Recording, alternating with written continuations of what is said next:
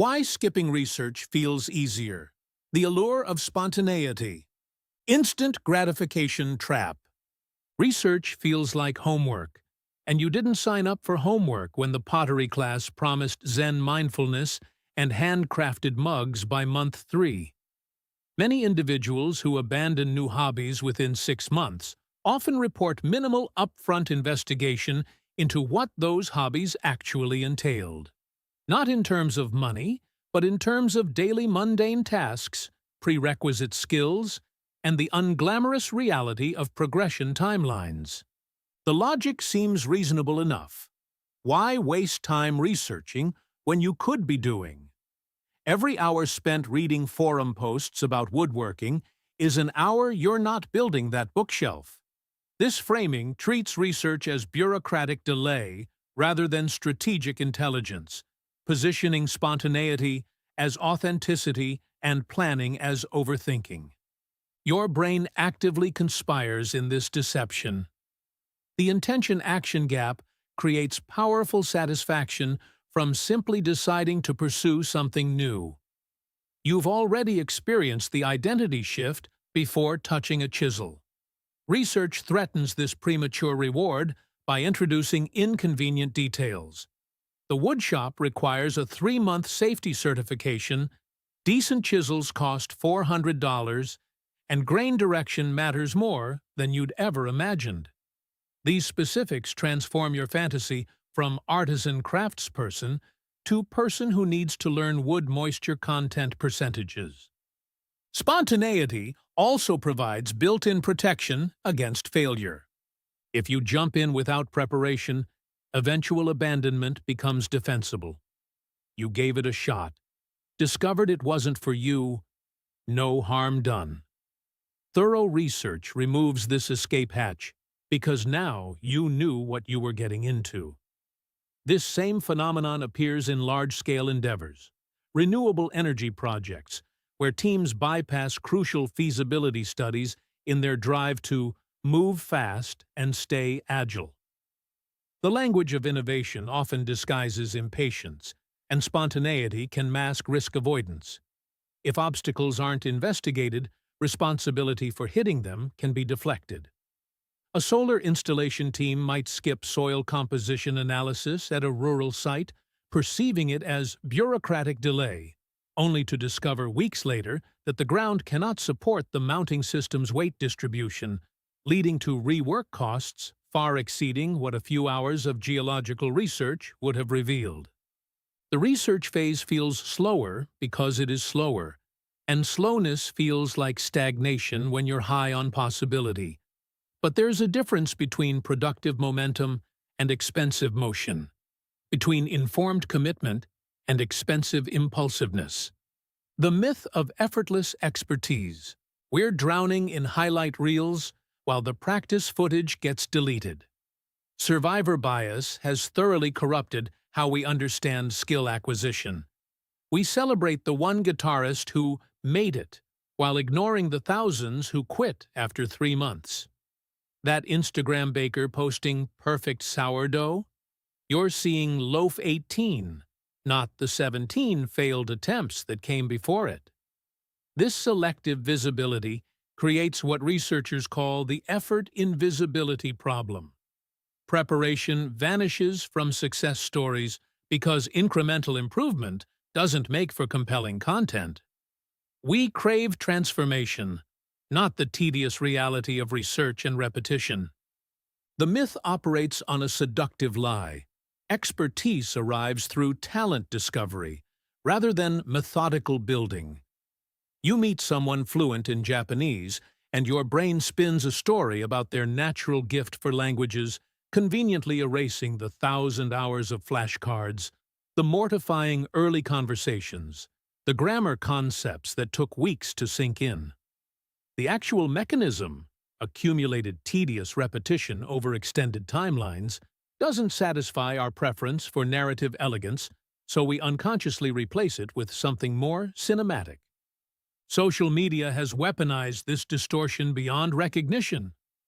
Platforms showcase polished outcomes while algorithmically suppressing the mundane middle, creating an entire generation convinced that skills should arrive quickly or they're on the wrong path.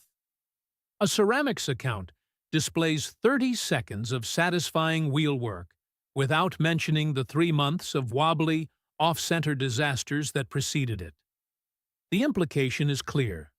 If you're struggling, you lack the talent. If it requires effort, you're forcing something that should flow naturally.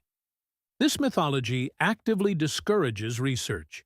If success comes from discovering your natural calling rather than systematic preparation, then homework becomes irrelevant. You just need to find the thing that clicks.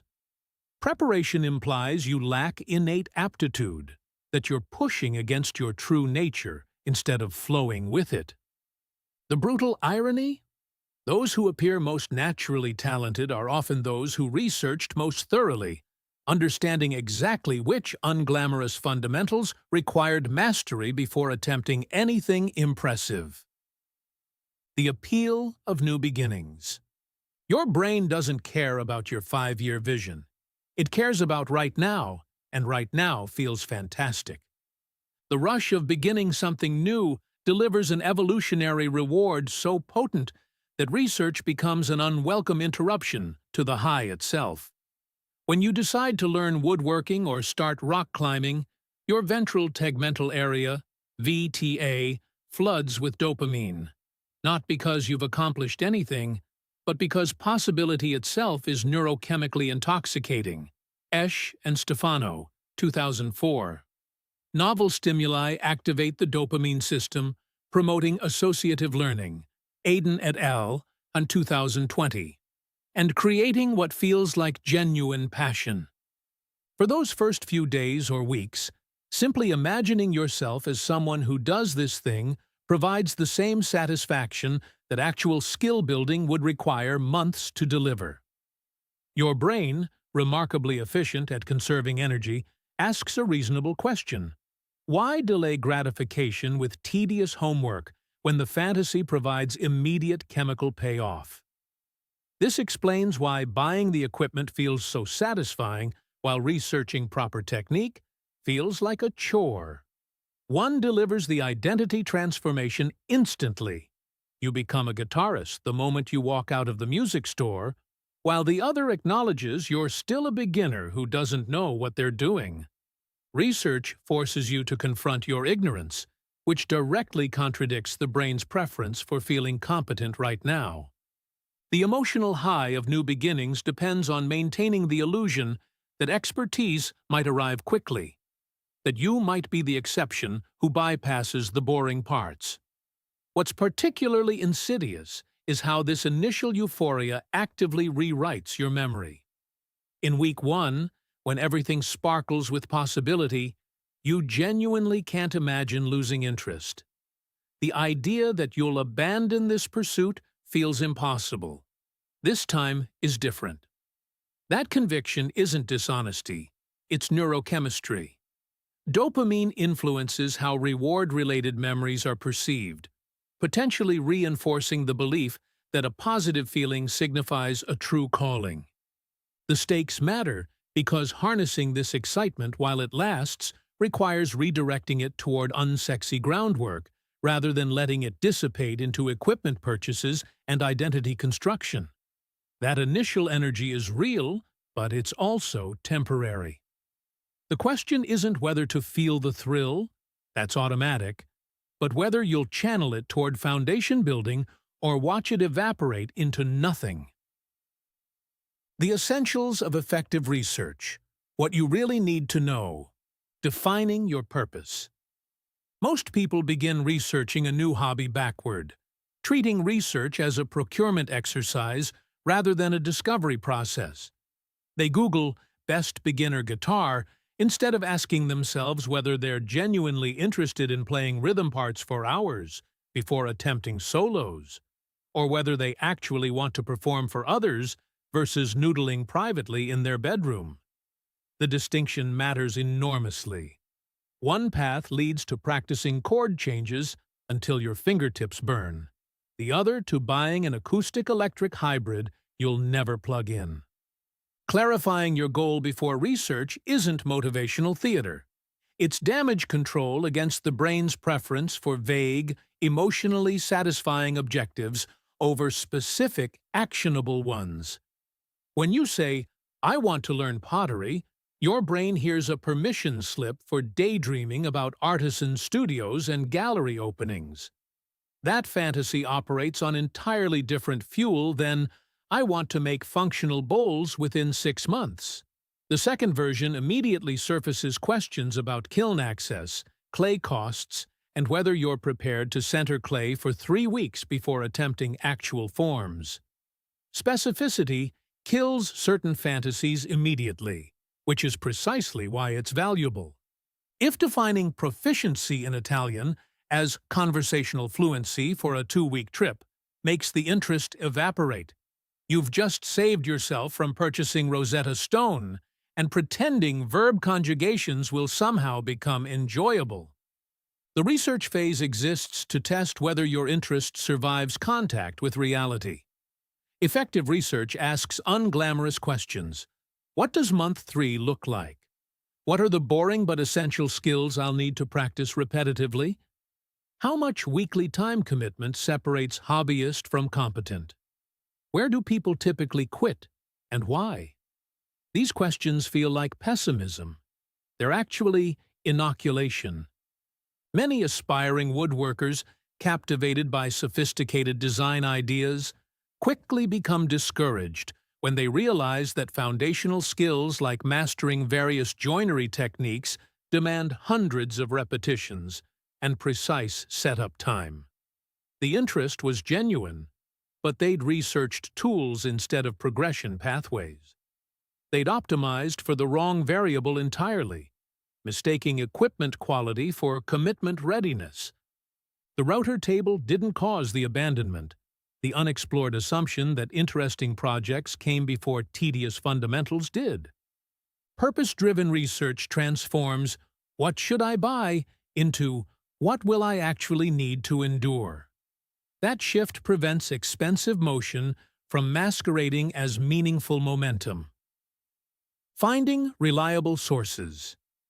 A civil engineer in Seattle joined a community forum for aspiring beekeepers in February, energized by podcasts celebrating urban apiculture's environmental impact. Within days, she'd purchased a backyard beekeeper's handbook, bookmarked YouTube channels, and begun pricing starter hives.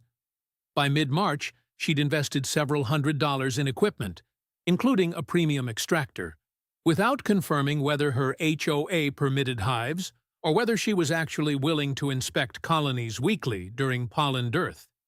The bees never arrived.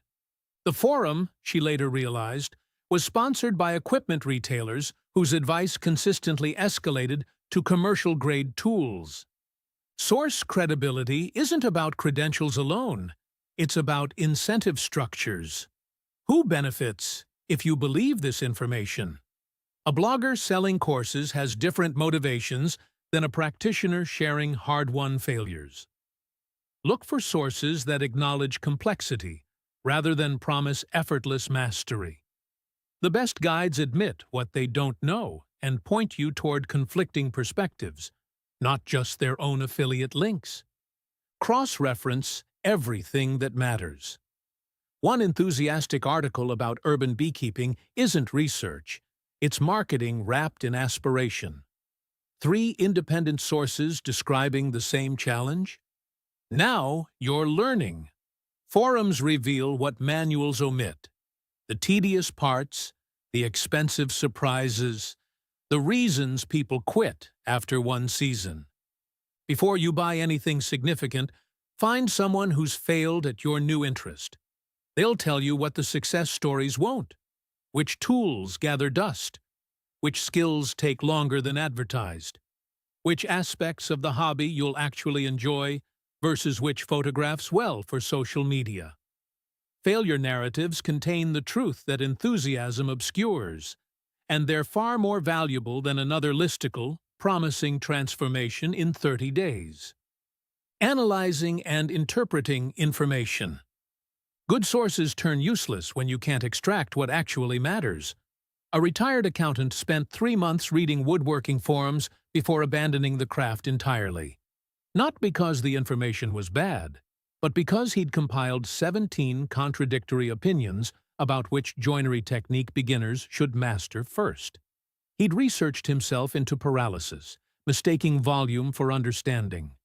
Analysis means identifying patterns, not collecting opinions. When 5 experienced practitioners disagree about dovetails versus pocket screws, the disagreement itself is data. It suggests the choice matters less than proponents claim, or that context determines appropriateness. Your job isn't resolving every debate. It's recognizing which questions actually affect beginners and which are theological disputes among experts. Start by separating universal truths from personal preferences. If every credible source mentions that oil painting requires ventilation, that's non-negotiable. If half prefer synthetic brushes and half swear by natural bristles, that's taste. Beginners waste energy agonizing over preferences that only matter after you've developed enough skill to notice the difference. Watch for the minimum viable threshold. What's the smallest investment? Time, money, space, that lets you test whether you'll actually do this thing regularly? Research should clarify that floor, not justify premium purchases. Consider unused gym memberships. Estimates suggest around 67% go unused, often purchased with the best intentions, but without realistic assessment of long-term commitment. Thorough research into ideal fitness routines gets undermined by analytical dishonesty about your actual habits and constraints. The most critical analysis happens when sources tell you something you don't want to hear. If multiple accounts mention that progress stalls around month 3, or that the fun part requires mastering a tedious prerequisite, your brain will minimize those warnings. Pay attention to the obstacles you're mentally editing out. They're previews of why you'll quit. This analytical work fails when you're using research to procrastinate rather than prepare. If you've been researching for longer than you've committed to actually practicing, you're no longer learning. You're avoiding. The distinction matters. Translating research into action. Research becomes useful only when you stop collecting information and commit to something specific, something concrete, unglamorous, and modest enough that you'll actually do it. Most people confuse understanding with preparation, accumulating insights while avoiding the uncomfortable truth. Knowledge means nothing until you test it against reality. Identify the single foundational skill that credible sources mention repeatedly. Not the exciting part, the essential one. Photography isn't about expensive lenses. It's understanding the exposure triangle first. Bread baking isn't a $400 stand mixer. It's recognizing dough consistency by touch. Your research already revealed this prerequisite. Schedule when you'll practice it. Be ruthlessly specific. Write down, Tuesday, 7 p.m. Practice holding the guitar pick correctly for 15 minutes. Not, start guitar this week. Vague intentions evaporate. Calendar blocks with defined activities survive contact with actual Tuesday evenings when you're tired and Netflix beckons. Extract the progression sequence experienced practitioners describe, then commit only to stage 1. Intermediate oil painters mix custom colors, but you're not intermediate. You need brush control first. Research reveals what beginners actually do versus what looks impressive online. Honoring the real sequence prevents practicing advanced techniques poorly instead of foundational skills properly. This requires checking your ego at the door. Test your translation with the boredom question. Does your action plan include the tedious parts multiple sources mentioned? If pottery research revealed that centering clay takes weeks of frustrating practice, your schedule should block time for exactly that. Not jumping straight to making bowls. Skipping unglamorous steps doesn't eliminate them. It just guarantees you'll quit when you encounter them unprepared. The translation succeeds when your calendar reflects research findings you'd prefer to ignore. Sources consistently mentioned practicing scales before songs, daily vocabulary drills before conversations, technique exercises before creative projects. Your immediate plan should include those boring essentials. Anything else isn't applying research. It's resuming the fantasy that prompted your research originally. The next 72 hours matter more than all your accumulated knowledge. What specific, unglamorous task will you complete by Friday? From curiosity to commitment. How research sustains engagement. The curiosity catalyst. Curiosity whispers that you might enjoy beekeeping. Research answers whether you'll tolerate February. Start with the smallest legitimate question your curiosity can answer. Not, can I become a beekeeper? But, what does a beekeeper actually do in February? Spend 15 minutes, set a timer, finding one specific, unglamorous answer. Read a forum post about scraping propolis in freezing weather, or watch someone explain why most colonies fail in year 2. You're not committing to bees. You're testing whether your interest survives contact with winter maintenance routines. This is where curiosity earns its keep. By confronting the tedious reality hiding behind the Instagram-worthy harvest photos. Next, create what project managers call a pre-mortem document.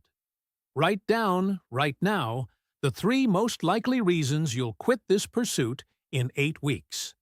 Be specific and merciless. I'll get bored once the novelty fades is too vague. I'll abandon this when I realize hive inspections require driving 40 minutes every weekend during peak traffic exposes actionable truth. If writing these reasons makes you lose interest entirely, congratulations! You've just saved yourself from purchasing a $200 beginner kit that would have gathered dust by July. Mad Devs 2024. The 3-source triangulation exercise forces you past marketing into reality. Find 3 people who quit your target hobby and 1 who's sustained it for 5 years. Ask identical questions. What surprised you? What took longer than expected? What would you tell someone starting today? The quitters reveal failure patterns you're statistically likely to repeat. The sustained practitioner shows what endurance actually costs. Compare their answers for contradictions. Those gaps indicate where your personal context matters more than general advice. Pandari, 2022. Block 90 minutes this week for discomfort reconnaissance, not research, direct experience of the boring part. Want to learn piano? Don't watch concert performances. Sit with a metronome and practice a C major scale at 60 beats per minute for 20 minutes straight. Interested in watercolor? Spend an hour painting gray squares to test paint consistency, not sunsets. Your emotional response during this tedium is diagnostic data. Genuine interest tolerates boredom as infrastructure. Escapism produces sophisticated rationalization about why you should skip fundamentals. Map the financial commitment honestly by creating a 12-month cost projection that includes hidden expenses, sources mentioned, but you've been ignoring. Beekeeping isn't just hive boxes. It's extractor rentals, medication, supplemental feeding during nectar dearth, and replacement queens when colonies fail. Blythewood Bee Company, 2024. Oz Armor, 2025. Write the total number where you'll see it daily. Does it still seem reasonable when your interest inevitably wanes in month 4? Schedule the first genuinely difficult milestone, not the fun part, within 72 hours. Put it on your calendar with a specific time and the exact uncomfortable task. Thursday, 6:30 p.m. Practice finger positioning on frets until fingers hurt. Or, Saturday 9 a.m. Mix mortar and lay practice bricks in backyard. Vague intentions like start practicing guitar are fantasy. Calendar blocks with defined discomfort are commitment tests. Your curiosity brought you here, but curiosity alone evaporates the moment Netflix offers easier dopamine. Research that doesn't produce scheduled discomfort is just procurement theater, and procurement theater never survives past opening night. Building commitment through research.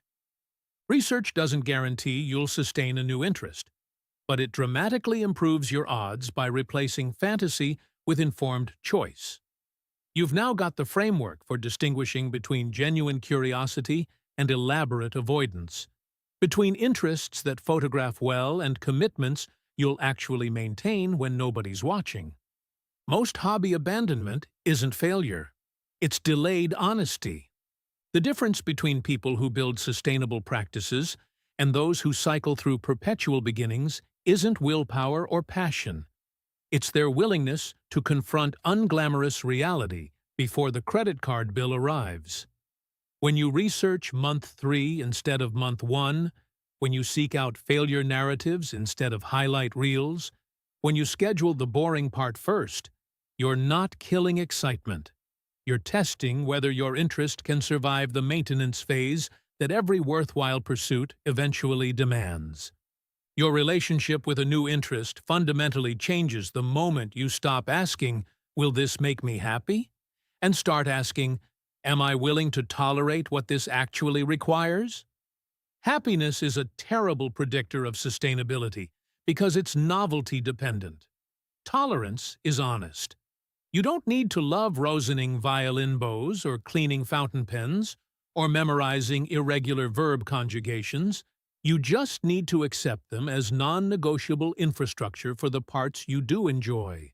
The three-source triangulation, the pre-mortem document, the discomfort reconnaissance, these aren't bureaucratic obstacles between you and your new passion. They're diagnostic tools that reveal whether you're chasing transformation or building competence. One evaporates under scrutiny, the other deepens. When research becomes a commitment filter rather than a shopping list, something shifts.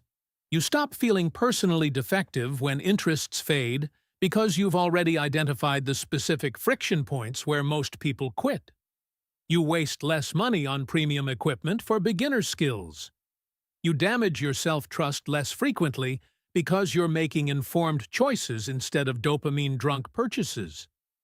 Most importantly, you occasionally discover that an interest genuinely survives contact with its tedious reality. And when that happens, you're already weeks ahead of where enthusiastic ignorance would have left you. But all the research in the world means nothing if you're using new hobbies as anesthesia for problems that hobbies can't solve.